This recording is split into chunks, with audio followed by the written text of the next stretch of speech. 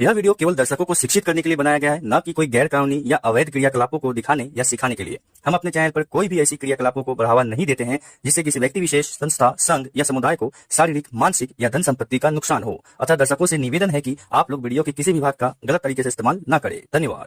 मैं हूं आपका दोस्त और होस्ट अजय यादव और आप देख रहे हैं टेक सपोर्ट चैनल का टॉपिक आपने थंबनेल टाइटल में देखा आपने सही कैसे टॉपिक है NEFT versus RTGS versus IMPS versus UPI. ये चारों आइटम क्या होता है, कैसे यूज करना है, हमारे लिए बेनिफिशियल कौन है, अभी ये चारों काम करता है कि नहीं, और लास्ट में बताऊंगा एक स्पेशल चीज कि हम लोग जो मनी ट्रांसफर करते हैं ऑनलाइन, अभी पेटीएम, फोन पे, गूगल पे से ट्रांसफर कर देते हैं तो डिजिटली तो वो ट्रांसफर हो गया। मान लीजिए एसबीआई बैंक से पंजाब नेशनल बैंक में मैंने ट्रांसफर किया, वो नंबर के फॉर्म में ट्रांसफर हो गया। रियल कैश का क्या होगा? क्या रियल कैश एसबीआई वाला लेकर के पंजाब नेशनल बैंक में जाएगा, वो डाल देगा? ऐसा सिस्टम है? तो क्या सिस्टम है वो लास्ट में समझाऊंगा। अभी समझाऊंगा चार सिस्टम के बारे में, कैसे काम करता है, क्या है, हम लोग के लिए बेनिफिशियल कौन है, और लास्ट में समझाऊंगा कैश जो ट्रांसफर होता है कैसे होता है, और होता है या नहीं है, कोई दूसरा तरीका है। तो ज्यादा बकवास नहीं करते, वीडियो शुरू करते हैं। ध्यान से देखना, बहुत नॉलेजफुल वीडियो है और इंपॉर्टेंट वीडियो भी है। तो सबसे पहले समझाते हैं एनईएफटी का। तो सबसे पहले याद रखिएगा, जब हम शुरुआत का बात कर रहे हैं 2000 साल के बाद, 2001-2 साल के बाद सिस्टम है। तो जब हम लोग को मनी ट्रांसफर करना पड़ता था, दूसरे अकाउंट से दूसरे अकाउंट में ट्रांसफर करना, या फिर मेरे अकाउंट से किसी और अकाउंट में ट्रांसफर करना पड़ता था, तो उस समय मनी ट्रांसफर करने के लिए या तो बैंक में जा करके उस बंदे का फॉर्म पूरा फिलअप करना पड़ता था, जैसे उसका नाम हो गया, अकाउंट नंबर हो गया, ये वो अगड़म बगड़म सब कुछ भरना पड़ता था और इस तरह से कुछ करना पड़ता था, या फिर हम चेक लिख करके डालते थे तो वो सबमिट होता था। ये सब तरीका था, लेकिन ये हरेसमेंट था, प्रॉब्लम था, अलग से अलग बैंक में भेजने में दिक्कत होता।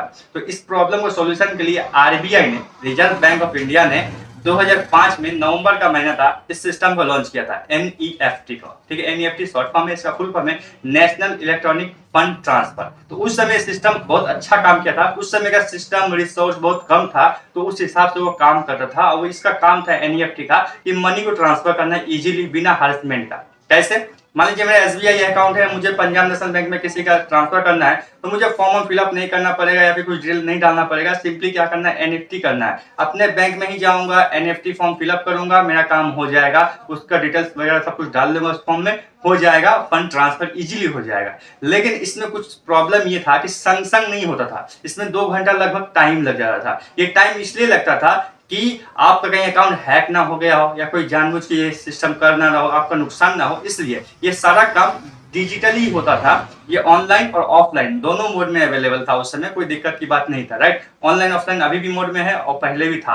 ये दोनों मोड में आप काम करते थे और मनी ट्रांसफर 2 घंटा के बाद ही होता था। राइट, इसी प्रॉब्लम को सोल्व करने के लिए और आस्ते आस्ते इसको और अपग्रेड किया गया। ये 2 घंटा को हटाने के लिए सिस्टम को लॉन्च किया गया आरटीजीएस, रियल टाइम और ग्रोस सेटलमेंट।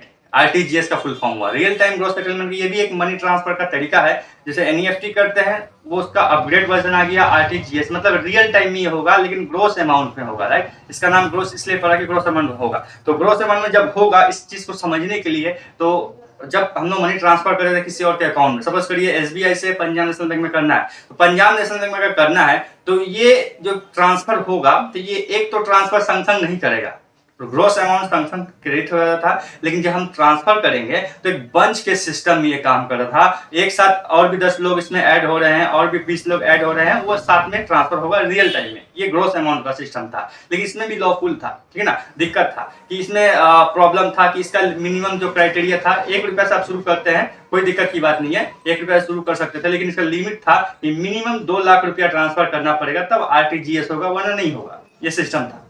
उसके बाद इसका और अपग्रेड वर्जन लाया गया कि जब देखा 2 सिस्टम ठीक से काम नहीं किया, तो एनपीसीआई जो नेशनल पेमेंट कॉर्पोरेशन है इंडिया का, तो उसने क्या लॉन्च किया, आईएमपीएस को, इमीडिएट पेमेंट सर्विस, इसको लॉन्च किया गया। देखा कि बैंक वालों ने अपना लॉन्च किया, काम नहीं किया, तो आईएमपीएस को सिस्टम लॉन्च किया। इसमें क्या था, एकदम संग संग, कोई टाइम कंज्यूमिंग नहीं होगा, जितना भी आप करिए कोई दिक्कत नहीं है, आईएमपीएस वगैरह सब कुछ होगा। 1 रुपया भी ट्रांसफर करेगा तो 1 रुपया भी आईएमपीएस होगा। ये भी ओनली ऑनलाइन सिस्टम अवेलेबल था, मतलब आप मोबाइल से अपने खुद से एमपीएस कर सकते थे। ठीक है, पहले भी होता था और अभी भी होता है एमपीएस। राइट, लेकिन इसका लिमिट है 2 लाख रुपया से ज्यादा आप इसको ट्रांसफर नहीं कर पाएंगे, ये एक दिक्कत है। ठीक है, तो इसी का फिर से अपग्रेडेड वर्जन लाया गया और 2016 में यूपीआई सिस्टम को लॉन्च किया गया। 2016 या फिर 2009 में यूपीआई सिस्टम को लॉन्च किया गया और यूपीआई सिस्टम अभी हम लोग यूज करें यूनिफाइड पेमेंट इंटरफेस। इसमें कोई झोल झाल नहीं, कोई दिक्कत नहीं है, पूरा पेमेंट अपग्रेड है, संग जाता है एक सेकंड में और सेटलमेंट का कोई प्रॉब्लम नहीं है, राइट। हर तरह से जाता है, हर तरह से काम होता है। और अभी हम लोग पेटीएम, फोन पे, गूगल पे जितना भी यूज करते हैं सारा के पास ऑथराइजेशन है और वो लोग यूपीआई सिस्टम को लॉन्च किया है। हम उसके एप्लीकेशन को यूज करके अपना सिस्टम चलाते हैं, मनी को ट्रांसफर करते हैं। जितनी मैंने बताया एनईएफटी, आरटीजीएस, आईएमपीएस, यूपीआई, ये सारा पेमेंट को ट्रांसफर करने का तरीका है। पहले बहुत हरेसमेंट था जब ये सब नहीं था, तो अभी इजी है। तो अभी मैं आपको पूछूंगा सबसे इजी मेथड क्या है, तो सबसे इजी मेथड यूपीआई सिस्टम है। घर बैठे एक क्लिक पे आप किसी के अकाउंट में ट्रांसफर कर सकते हैं। कैसे? या तो यूपीआई नंबर से, या फिर यूपीआई आईडी से, या फिर उसका स्कैनर कोड के मदद से। इस तरह से आप ट्रांसफर कर सकते हैं। अब बताते हैं कि वो कैश जो ट्रांसफर होता है कैसे होता है। देखिए, सबका बाप आरबीआई है, जितना ये बैंक है सब बैंक का पैसा आरबीआई के पास जाता है, आरबीआई काट कूट करके बाकी सब बैंक को दे देता है। इससे किसी और बैंक को किसी और बैंक के पास जाना नहीं पड़ता है। वीडियो पसंद है लाइक करना, तब तक के लिए बाय, जय हिंद, धन्यवाद।